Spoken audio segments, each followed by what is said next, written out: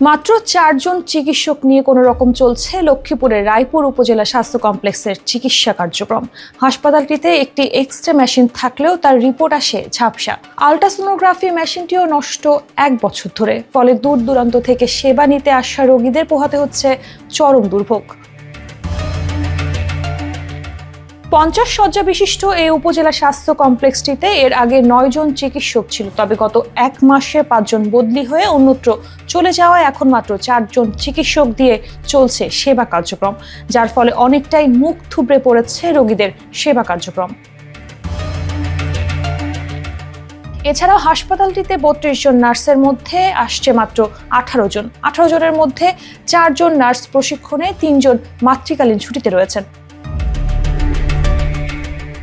এদিকে ২০২৩ সালের জানুয়ারি মাসে হাসপাতালের ভেতরেই ৪ জন ডক্টরকে নিয়ে ৩০০ টাকা ভিজিটে বৈকালীন স্বাস্থ্য সেবার ব্যবস্থা রাখলেও গত ৬ মাস ধরে সেটিও রয়েছে বন্ধ।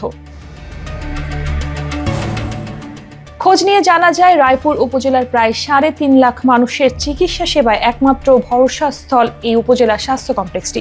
এই স্বাস্থ্য কমপ্লেক্সকে উন্নত স্বাস্থ্য সেবা প্রদানের লক্ষ্যে ২০০৮ সালে ৩১ শয্যা থেকে ৫০ শয্যায় উন্নীত করা হয়, কিন্তু সেই অনুযায়ী এত বছরেও দেওয়া হয়নি প্রয়োজনীয় সংখ্যক চিকিৎসক ও জনবল। ৩১ শয্যা বিশিষ্ট হাসপাতালে যে চিকিৎসক ও জনবল থাকার কথা বর্তমানে তাও নেই এখানে।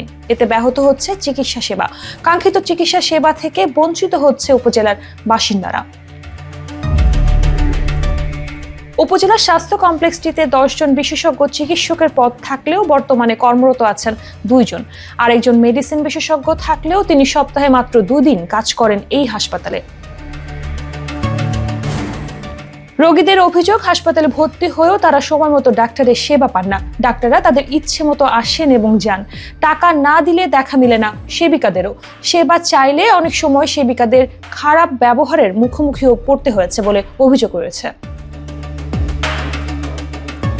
রায়পুর উপজেলা স্বাস্থ্য ও পরিবার পরিকল্পনা কর্মকর্তা ডক্টর বাহারুল আলম বলেন, চিকিৎসক ও জনবল সংকটের কারণে হাসপাতালের বহির্বিভাগ ও অন্তর্বিভাগের রোগীদের মানসম্মত সেবা দিতে হিমশিম খেতে হয়। গত ১ মাসে ৬ জন ডক্টর বদলি হয়ে চলে গেছেন।